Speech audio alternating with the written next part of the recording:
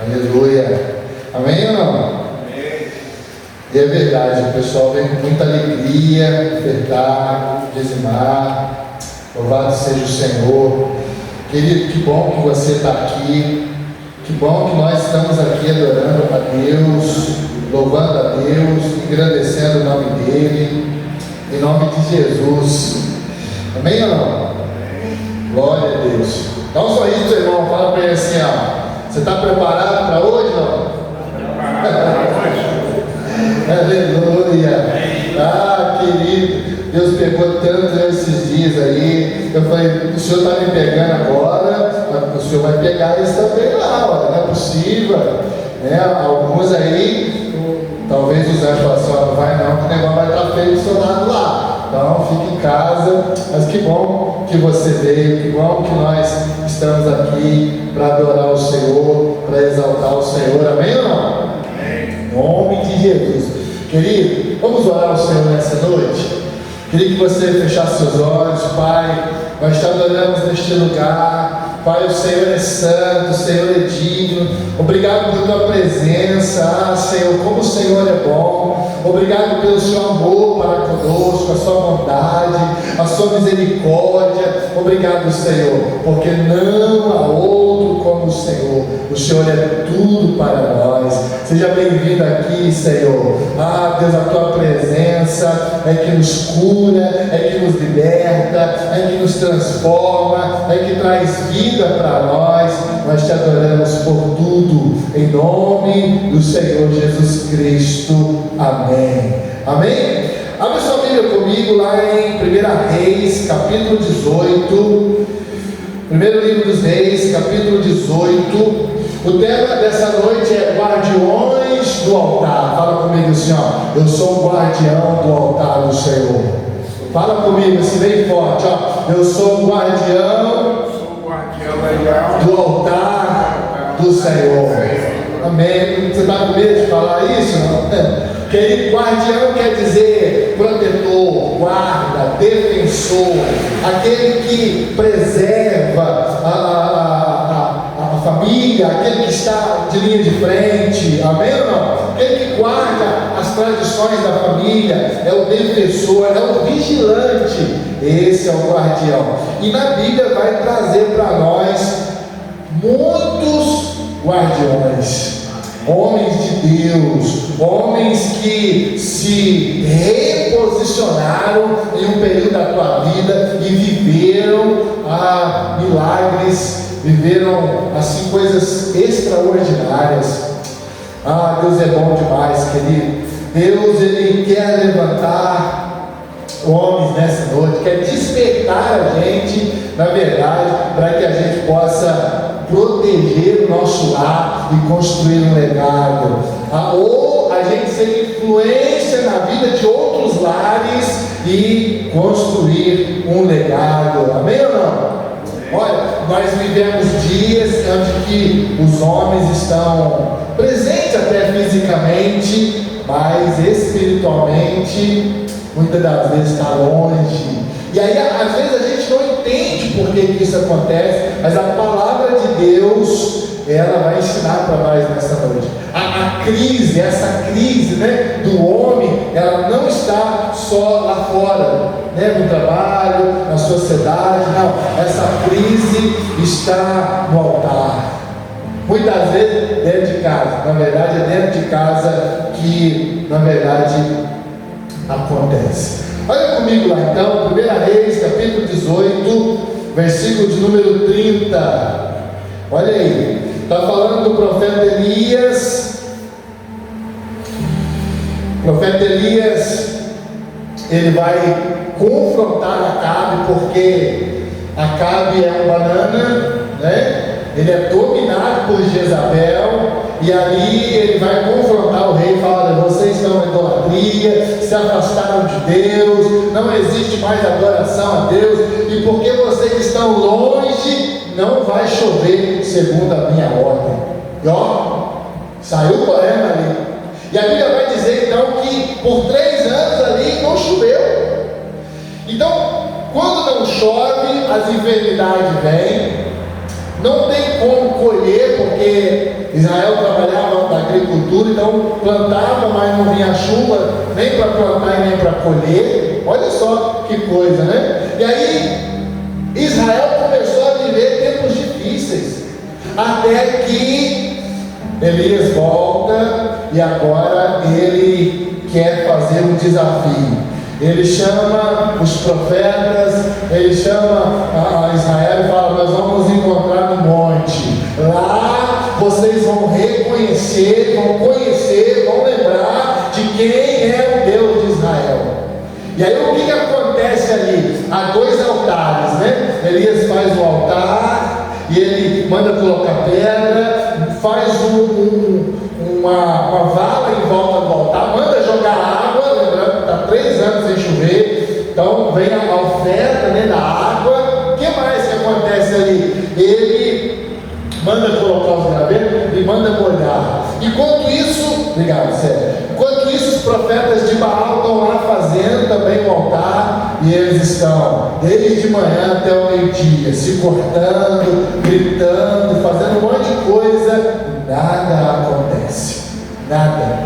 Mas aí no versículo 30, olha lá, depois que Elias faz o altar do Senhor, restaura o altar do Senhor, ele vai dizer assim: então Elias disse a todo o povo: chegai-vos a mim. E todo o povo chegou a ele. Elias restaurou o altar do Senhor, que estava em ruínas. Olha só, tomou 12 pedras segundo o número das tribos dos filhos de Jacó, o qual viera a palavra do Senhor dizendo: Israel será o teu nome. Com aquelas pedras edificou o altar em nome do Senhor. Depois fez um rego em redor do altar, tão grande como para semear 2 medidas de semente. Então armou a lenha, dividiu o novilho em pedaço, pôs sobre a lenha e diz: enchei de água 4 cântaros e derramai sobre o holocausto, sobre a lenha. Disse ainda: fazei segunda vez, e o fizeram. Disse mais: fazei terceira vez, e o fizeram pela terceira vez, de maneira que a água corria ao redor do altar. Ele encheu também de água o rego no devido tempo, para se apresentar a oferta de manjares. Aproximou-se o profeta Elias e disse: ó Senhor, Deus de Abraão, de Isaque e de Israel, fique hoje sabido que tu és o Deus em Israel, e que eu sou teu servo, segundo a tua palavra, fiz todas essas coisas. Responde-me, Senhor, responde-me, para que este povo saiba que tu, Senhor, és Deus, e que a ti fizeste retroceder o coração deles. Então caiu o fogo do Senhor e consumiu o holocausto, e a lenha, e as pedras, e a terra, e ainda lambeu a água que estava no rego.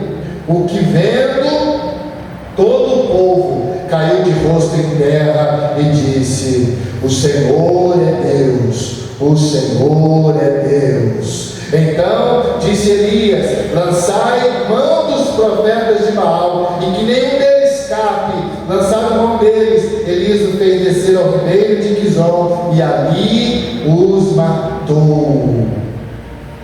Amém ou não?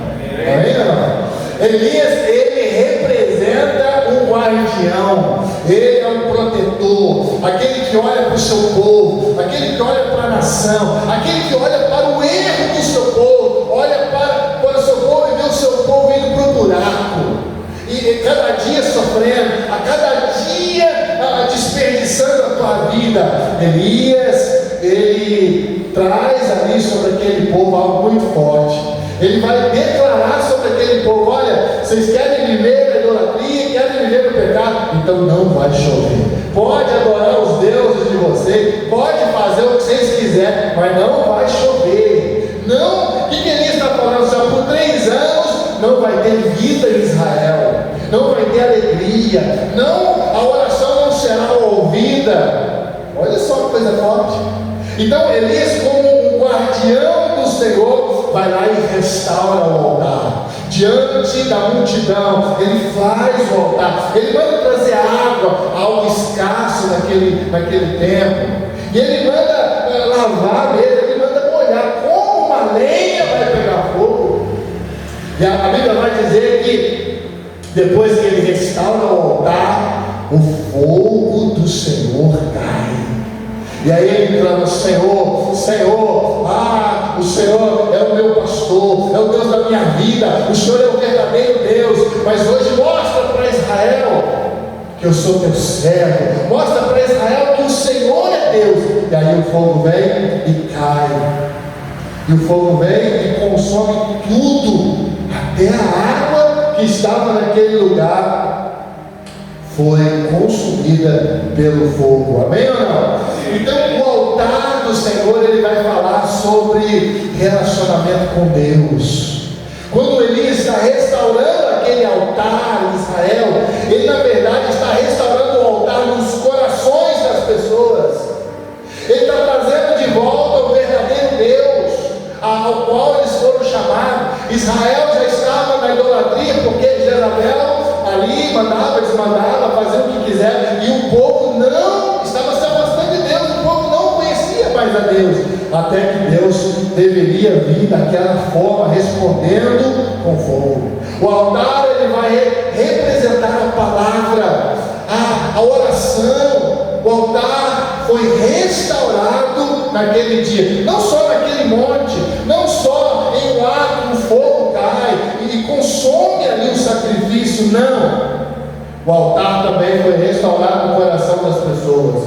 Por que Deus nos chama para ser guardião do altar? Porque quando nós nos reposicionamos, não só a nossa casa sai ganhando, mas aqueles que estão à nossa volta falam assim: olha, o Deus que este homem serve é verdadeiro, o Deus que esta família serve é verdadeiro. Por quê? Porque você está vendo só, está tudo dando errado para eles, mas estão lá adorando o Senhor.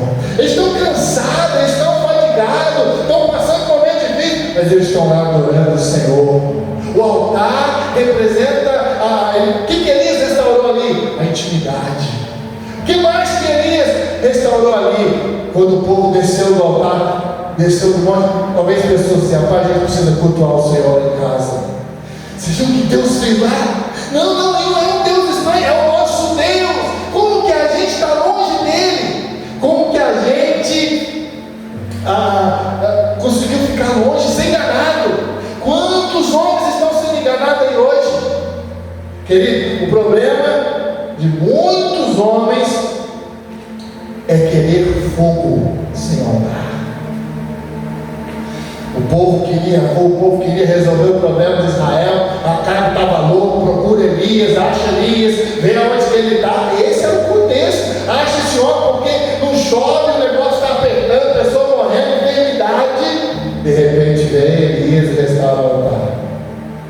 Elias poderia falar assim: eu vou lá para chover de novo. Às vezes a gente não é assim. O irmão está lá passando dificuldade, sofrendo, pastor, o negócio é difícil na casa lá, está precisando de oração. Está precisando de oração? Não, ele está precisando restaurar o altar. Está precisando se humilhar. Está precisando falar assim, igual o diabo Nicolas falou aqui, né? O povo que vai ofertar na arca está precisando ter alegria do Espírito. Davi vai declarar isso, o outro guardião também: restaura a alegria da minha salvação. Querido, muitos homens querem família transformada, quer ali a esposa do jeito que ele quer. Muitos homens querem os filhos no caminho do Senhor, adorando a Deus, quer paz no lar, quer crescimento espiritual. Mas assim, altar sem fogo não dá. Não dá. Não dá. Quantos altares estavam sendo levantados ali? Antes de Elias, tinha um altar de Baal, as pessoas se cortando, fazendo sacrifício. Tem muita gente aí, muito homem, muita família levantando, se cortando, fazendo sacrifício, e nada está sendo resolvido. Se não houver o secreto, se não houver a adoração, o reconhecimento do verdadeiro Deus, não existe fogo de Deus. Não existe. Eu preciso declarar isso para a minha vida. Você precisa declarar isso para a tua vida. Eu preciso entender que eu sou guardião do altar. Antes de eu amar a minha casa, eu preciso amar o meu Senhor. Antes de eu amar a minha esposa, antes de eu amar os meus filhos, eu preciso amar o Senhor.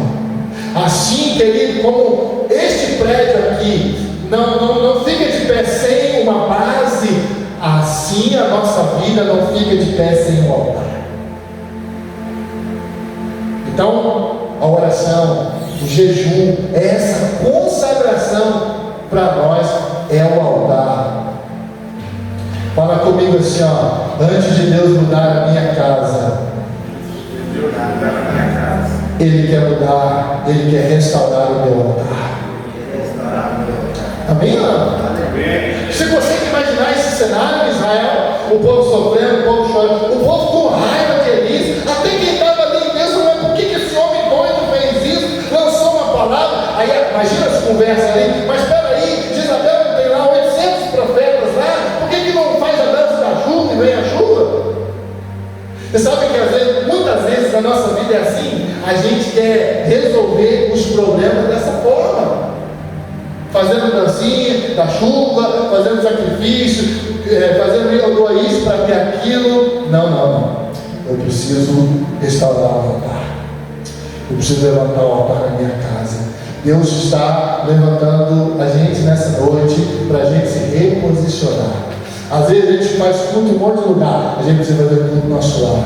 Adorar o Senhor em família. Chamar a esposa, chamar o filho da mão aqui. Vamos adorar o Senhor. Vamos cantar para Jesus. Vamos declarar que Ele é santo aqui, que Ele é poderoso aqui, que Ele é que governa a nossa casa. Amém ou não?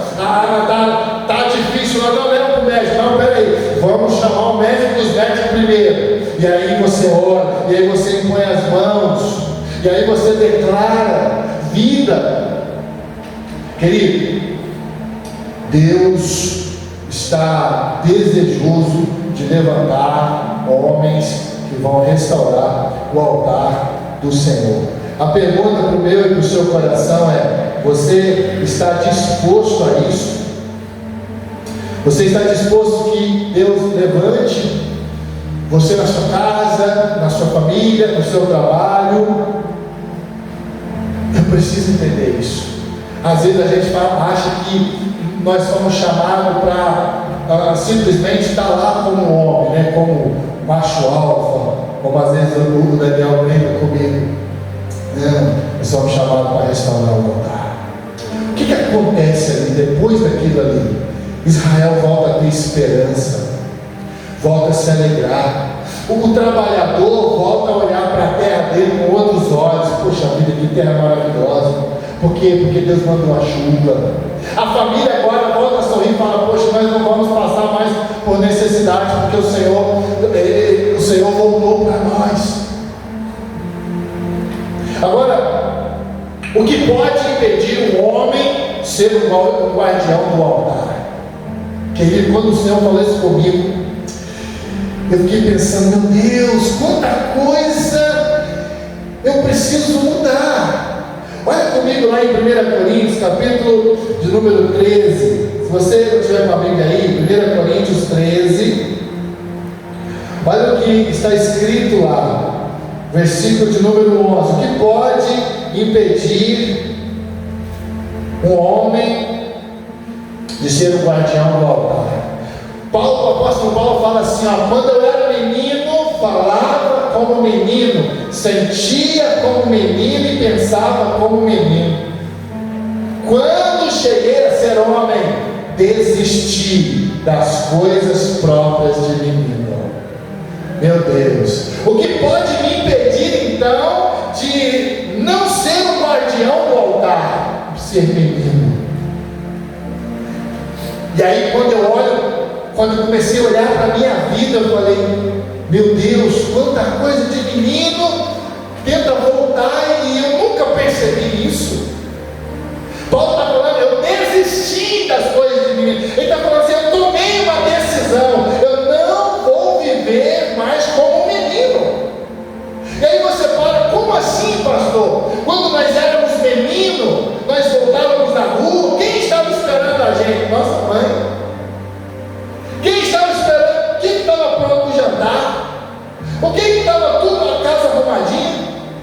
menino. A gente chorava, a mãe estava ali. A gente fazia qualquer coisa na rua, brigava, a mãe estava ali. Verdade ou não? O pai estava trabalhando, o pai falava assim: olha, eu preciso ir, porque você precisa tomar conta aí para a gente conseguir caminhar. Só que aí nós crescemos. E Paulo está falando ali: quando eu cheguei a ser homem, eu desisti das coisas próprias de mim. Então ele está falando, há uma decisão quando nós chegamos na idade adulta. E nós muitas vezes não percebemos isso. Nós adultos agora, muitos homens, muitos casamentos acabam por quê? Porque ele não quer uma esposa para namorar, ele quer uma mãe para cuidar dele. E se a gente não vigiar nisso, muitos estão perdendo famílias, muitos estão perdendo os filhos. Por quê? Porque ele não entendeu que ele é um guardião do altar. Então é mais fácil, na mentalidade humana do homem, trabalhar, trazer o dinheiro e tudo resolvido, do que ele se reposicionar como guardião do altar. Então, ele está falando ali: olha, eu desisti das coisas de menino. Paulo está explicando, ele está ensinando para nós o contexto da igreja de Corinto. A igreja de Corinto estava adorando, ia buscar o Senhor, mas era menino. Você já viu que quando você chama a atenção de alguém, aquela pessoa, ou você fala não, e aí você fica mal? Menino. Nós somos homens, precisamos desistir das coisas de menino. Como ser homem? Essa é uma verdade. Então nós olhamos para a nossa casa, olhamos para a esposa, e aí quando temos prazer, vamos lá. Quando temos prazer na nossa mãe. Não! Eu preciso desistir das coisas de menino. Por quê? Porque senão eu não consigo ser o guardião do altar. Eu não consigo abraçar a esposa e orar por ela o dia que ela estiver mal. Eu vou falar: vamos remédio aí, arruma aí que eu vou te levar no hospital. A gente prefere que o outro homem ponha a mão nela aí, examine, não que seja errado médico, mas a gente abraçar e falar: vem cá. Abraçar os filhos e falar: vem cá. Deus me colocou como guardião dessa casa. Eu sou o guardião deste lar. Vem cá, em nome de Jesus, eu abençoo você. E aí a gente, olha só como que às vezes a gente entra em contradição. A gente quer que nossos filhos sejam homens, se posicionam, mas eles são meninos. A gente quer que nossas filhas, pequenininhas, crianças, seja uma mulher, mas é criança. Nós precisamos assumir isso. Porque se a gente não assumir, nós vamos retroceder. Não vamos conseguir ser um guardião do altar. Olha comigo lá em Josué, capítulo 24. Josué foi discípulo de Moisés. Josué 24, discípulo de Moisés, um outro guardião que se posiciona e mostra para nós como é precioso. Então, ele ouvia ali Moisés na tenda, ele do lado de fora, ouvindo. Quando Moisés morre, quem é levantado no lugar de Moisés?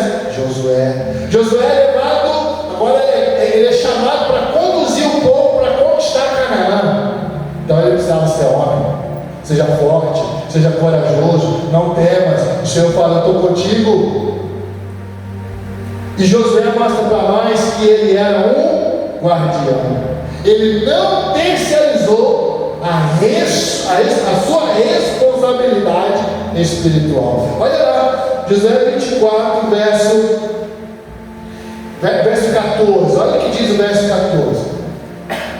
Agora, pois, temei ao Senhor e servi com integridade e com fidelidade. Deitai fora os deuses aos quais serviram os vossos pais além do Eufrate, e no Egito servi ao Senhor.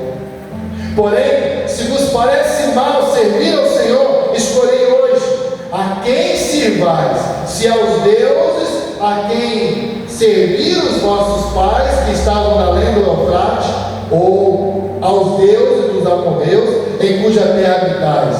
Eu e a minha casa serviremos ao Senhor. Fala comigo assim, ó: eu e a minha casa serviremos ao Senhor. Josué ele assumiu a posição e falou: nós entramos na terra, conquistamos, já distribuí as terras, os bens de cada um, agora a gente precisa entender o negócio. Vocês querem adorar os deuses do Egito, que os seus pais serviram, que os seus pais morreram no deserto? Não deu certo. Se vocês querem, decidam hoje quem vocês querem servir: o Deus da preguiça, da murmuração, da inveja, da arrogância, do orgulho? Quem vocês querem servir? Aí Moisés fala assim: ó, vocês eu não sei, mas eu e a minha casa serviremos ao Senhor. Então ele está falando assim: ó, eu vou me reposicionar, vou assumir a minha posição, eu e a minha casa serviremos ao Senhor. Querido, esse é o chamado do verdadeiro guardião do altar. Muitas vezes nós queremos fazer grandes coisas lá fora. Não faça grandes coisas aqui dentro da tua casa. Muitas vezes nós achamos que nós vamos chamar para pagar conta. Se você tiver uma mentalidade que você foi chamado para pagar conta, você vai viver para pagar conta e nunca vai prosperar. Mas se você entender que você foi chamado para ser o guardião do altar, tua casa prospera, teu lar prospera. A Bíblia vai dizer, o Salmo 128, que a tua esposa será como uma videira frutífera, os seus filhos serão como rebento da oliveira. Por quê? Porque tem um guardião lá orando, intercedendo, profetizando, liberando vida. Guardião do altar. Aleluia. Amém ou não? Amém. Aleluia. Querido, por quê? Porque o guardião do altar vai proteger tua casa, vai proteger tua esposa. Como que ele protege? Chegando ali com valentia? Não, de manhã: Senhor, obrigado pela minha vida. Senhor, vai à frente, como o Senhor foi à frente de Ciro. Isaías 45, guarde a minha esposa, ela está indo trabalhar, guarde os meus filhos, estão indo para a escola, me guarde, Senhor, me livra, Senhor, do mal, livra minha casa. Isso é proteger a casa. Por quê? Porque você entendeu quem você é diante do Senhor, e você fala: Senhor, o Senhor é o único que pode todas as coisas, então eu peço a Ti, vá à minha frente. Amém? Você não foi chamado só para pagar a conta, mas você foi chamado para preservar destino. Há um destino reservado para os nossos filhos, nossa casa, nossa esposa. O homem, o guardião do altar, é um vigia da tua casa. Amém ou não? Se ele dormir, abre brecha. Mas se ele manter de vigia, as brechas são fechadas. A gente precisa entender isso. Às vezes a gente está preocupado com o que vai pagar amanhã. Não. Você não precisa preocupar com o que você vai ver amanhã. A Bíblia fala: basta cada dia o seu próprio mal. Então, do amanhã quem cuida é o Senhor. Quando o sacerdote vigia, a casa vive em descanso. Você entende isso, não? Nós precisamos voltar diariamente a impor as mãos sobre a nossa casa, o seu lar. Tem gente que olha para você, querido, e deseja ter tua vida, deseja ter teu trabalho, deseja ter tua esposa, deseja ter os seus filhos. Preste atenção, o Senhor falou comigo essa semana algo muito forte. Aquele que não é contente com a sua vida, vai querer a vida do outro.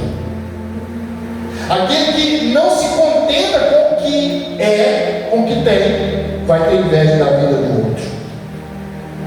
Precisamos disso. E o outro homem, o outro guardião do altar, vamos lá em Neemias. Olha, abre comigo lá, em nome de Jesus. Neemias, ele traz para nós algumas coisas muito fortes. Neemias capítulo de número... Ai, Jesus, cadê tu, varão? Neemias capítulo 4. Neemias está no palácio. De repente ele olha para Jerusalém, ele chora. Lembra disso? Não? E aí ele fala: E aí ele começa a ver uma tristeza nele, é um guardião do altar. E começa a ver uma tristeza que não cabe no peito dele, até que o rei percebe: Neemias, o que está acontecendo com você? Não, você não é desse jeito. Sabe, Senhor,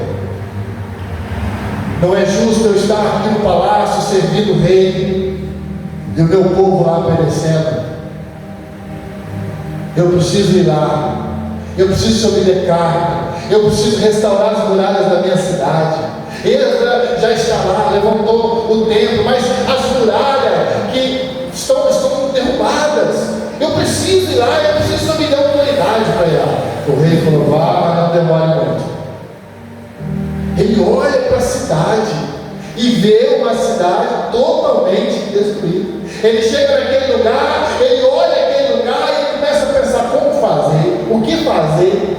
Naquele lugar, não adianta só o templo estar levantado, mas a cidade precisava estar protegida. Deixa eu te falar um negócio: não basta só você ir para a igreja, tua casa precisa estar protegida, os muros precisam estar levantados. Olha comigo lá, capítulo 4, verso 15. Capítulo 4, verso 15. E sucedeu que, ouvindo os nossos inimigos, que já o sabíamos e que Deus tinha frustrado o desígnio deles, voltamos todos nós ao muro, cada um à sua obra.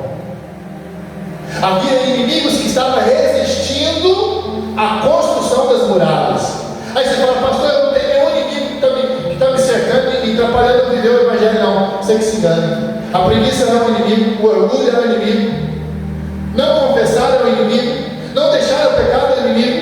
E ali os inimigos estavam atrapalhando o quê? O povo de trabalhar. Cada um, lá na Federal, Jason, vai levantar aí os muros aí. A Vila Nova aqui, Martão, você vai levantar aí. Ó, os muros aqui do Cabo de Minas, Alexandre, é contigo. Ó, pastor, os muros aqui da brincadeira é contigo. Beleza, deixa comigo. Foi feita uma organização para levantar os muros. Amém? Neemias, ele vai mostrar para nós que homens entendem de responsabilidade, e ele mostra isso para nós. Eles não estavam apenas construindo muros. O que eles estavam construindo, pastor? Eles estavam construindo o futuro da cidade, do seu povo, dos seus filhos, netos e bisnetos. Quando nós viramos a cara para o lugar que nós estamos, para o tempo que nós estamos vivendo, nós estamos declarando falência para as gerações posteriores. Quando nós não olhamos para a nossa casa com a intensidade que precisávamos olhar, nós estamos declarando que o futuro deles só Deus sabe. Neemias olhou para aquele lugar e ele falou: não, peraí, vamos lá. E aconteceu um tempo recorde. Eles levantaram aquele muro em 52 dias. Deixa eu te falar um negócio aqui. O futuro da nossa casa está ligado ao que nós estamos construindo hoje, agora. Nossos filhos vão herdar o que nós estamos vivendo, não o que nós estamos falando. O que nós estamos imaginando. O que aconteceu aqui, esses muros? Seu pai construiu. Essa parte foi seu pai. Vai ver aquele tijolo aí depois. Tá vendo aquele lá foi dia difícil, estava aí, estava chovendo, estava assim, tá vendo? E aí? E aí que teu pai é o guardião do altar. A gente precisa entender isso, que Deus enviou Jesus não para a gente ser salvo de um ambiente mundano, não para a gente mudar de ambiente. Nós fomos salvos para a gente se reposicionar como guardião do altar. Nós olhamos para o Antigo e Novo Testamento, nós enxergamos muitos homens e mulheres de Deus. Hoje a glória de Deus está sobre toda a terra. O que Deus está falando? Eu quero sobre toda a terra guardiões do altar. Não tem como a gente passar a bola. Olha aí, mulher. Mas quando a gente era menino, a nossa mãe orava. O pai estava trabalhando. Não, eu vou orar. Deixa comigo. Não, Eu não preciso falar bonito. Deus, em nome de Jesus. Acabou. Ah, o filho está passando dificuldade na escola. Deus, em nome de Jesus. Vá com ele. Dê sabedoria. Eu abençoo. Eu lembro quando nós mudamos para a cidade de São Paulo. Daniel tinha esses 4, 5 anos, né? Ele chegou na escola e uma menina na sala dele chorava o tempo todo. Não conseguia ficar na sala de aula. Não conseguia ficar na sala de aula. E todos os dias nós abençoamos as crianças para ir para a escola. Quando Daniel pisou na sala, aquela menina parou de chorar. E aquela menina chegou em casa feliz e falou para a mãe dela: mãe, nunca mais eu vou chorar na escola. Por quê? Porque o meu anjo chegou lá. Mas como assim? O nome dele é Daniel. E aí a mãe dessa menina procurou a gente. E aí ficou sabendo que a gente era pastor, cristão. E ela veio agradecer a gente, porque a filha dela não parava, não conseguia ficar bem na escola. O que é isso? É ele? Sou eu? Ou sou eu? É ele. Aleluia. É ele. É ele. Você sai da tua casa e fala: Senhor, eu não estou aqui, mas o Senhor coloca os teus anjos aqui. Ah, meu irmão, qualquer um que pisar lá vai ser queimado em nome de Jesus. Preste bem atenção aqui. O legado mais poderoso que o homem pode deixar é ver a tua casa na presença do Senhor. Amém, irmão? Eu queria que você ficasse de pé nessa noite. Em nome de Jesus. Eu queria que você, se quiser vir aqui. O Senhor é o nosso pastor. Ele é o Deus da nossa vida. Nessa noite, Deus está nos chamando a se reposicionar nele, a tomar uma posição nele. Por quê? Porque nós somos chamados para ser guardiões do altar. Nós não fomos chamados para ser o que as pessoas estão dizendo para você ser. Você não foi chamado para viver de qualquer maneira. Eu e você fomos chamados para ser um guardião do altar do Senhor. O Senhor nos deu autoridade. O Senhor colocou em nós uma unção, o poder, a glória. Amém ou não? O Senhor trouxe para nós o seu Filho Jesus. E o seu Filho Jesus nos purifica de todo pecado. Há uma unção sobre nós. E que você começasse. Se você quiser sair do seu lugar, se colocar aqui na frente. Às vezes você tem dificuldade de se mover. Não, querido, toma uma posição nessa noite. O Senhor tem nos chamado para ser um guardião do altar, nessa cidade, no nosso lar, na nossa casa. O Senhor tem nos chamado para ser um guardião. Ele é o Senhor da nossa vida. Não há outro como Ele. Ele é tudo que a gente precisa. Eu queria que você falasse com o Senhor nessa noite. Levasse o seu coração a Ele. Perguntasse para Deus: Senhor, tem sido o guardião do altar? Se você não tem sido, é hora de você se reposicionar. Tua casa precisa de você. Seus filhos precisam de você. Tua esposa precisa de você. É tempo de você se levantar. É tempo de você se mover. É tempo de você declarar: eu e minha casa vamos servir ao Senhor. Não importa o que os outros vão pensar. Comece a falar com Ele nessa noite.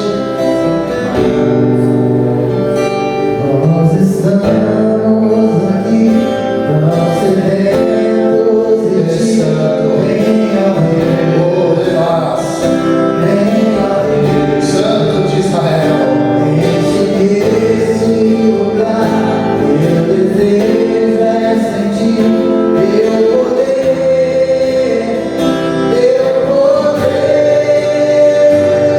não vem sem brilhar, teu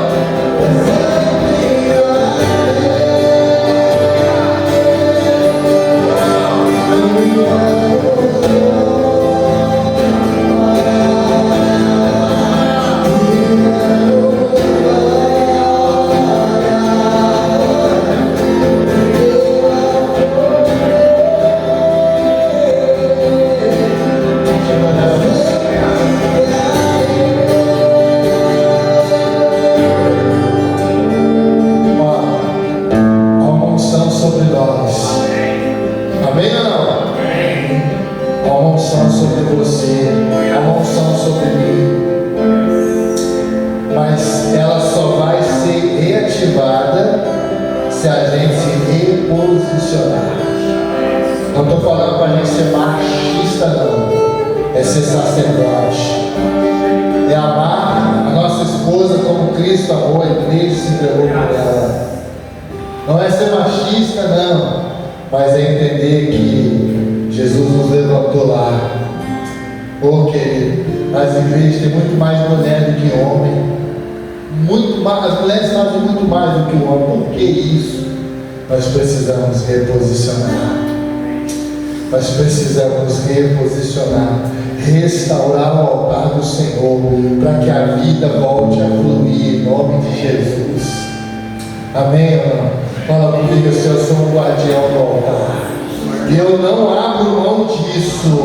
Eu sou o guardião do altar. Eu não abro mão disso. Você pode aplaudir o Senhor bem